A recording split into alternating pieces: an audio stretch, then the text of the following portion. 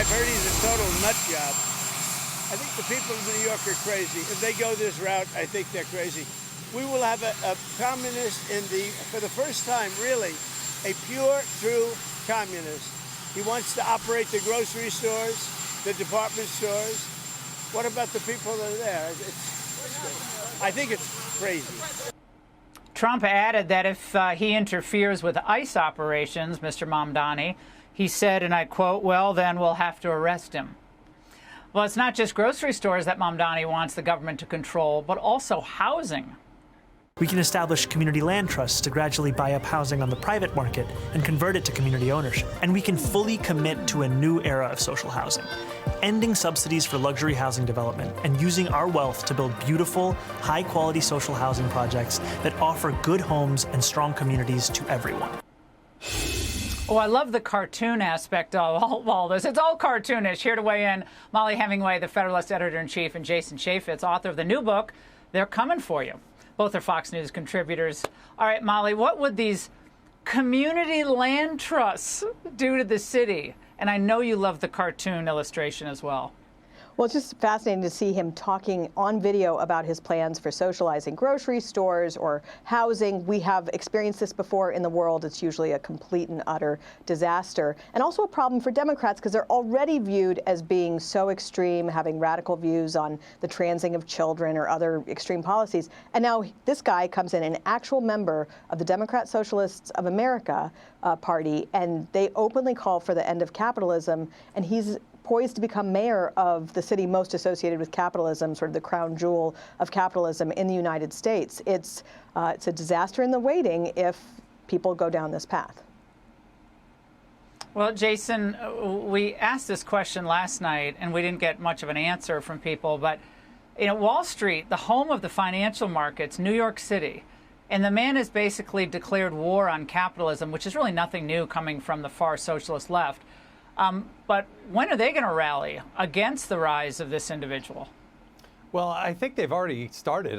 They think the exodus is already there. It's apparent. I mean, I look at what you asked Molly, and I think, I'm a white male who's got a little bit of Jewish heritage in my background. There's no room for us in this city. Like, what about that bodega owner who is a legal immigrant, that his shop I like to go on 47th Street? There's no room for that person.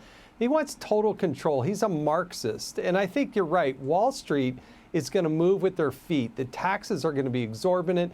The average person isn't going to be able to afford things. He's just like, hey, let's put root beer in all the drinking fountains. Everything will be free. Look at how I eat my burrito with my fingers. And trust me, I mean, he's in this fancy package with a bright smile, but that is not going to fix the problems of New York City. He's anti-cop. He doesn't Molly, believe in police. Yeah. No, for sure. And Molly, the hard thing, I think, for the Democrats is, they're like Dr. Frankenstein. They created the monster. They allowed this anti-Americanism and anti-Semitism to infect their party, and they got some votes from it, for sure. But now it's coming for their party, I think. And I don't, other than just completely disavowing these policy positions, which they're going to have to do, what else can they do here? Except, you can see that I guess, the let Democrats them win.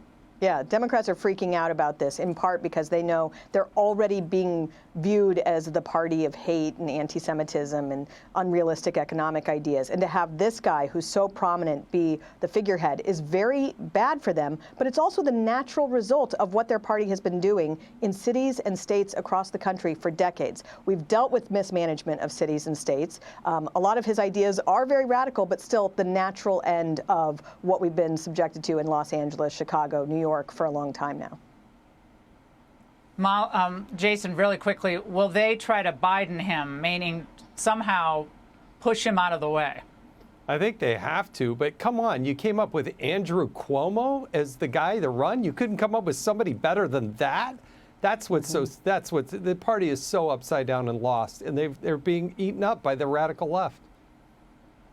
Yeah, Trump keeps winning, and they just grow in their own bitterness. Molly and Jason, thanks so much. Have a great 4th. Hey, Sean Hannity here. Hey, click here to subscribe to Fox News YouTube page and catch our hottest interviews and most compelling analysis. You will not get it anywhere else.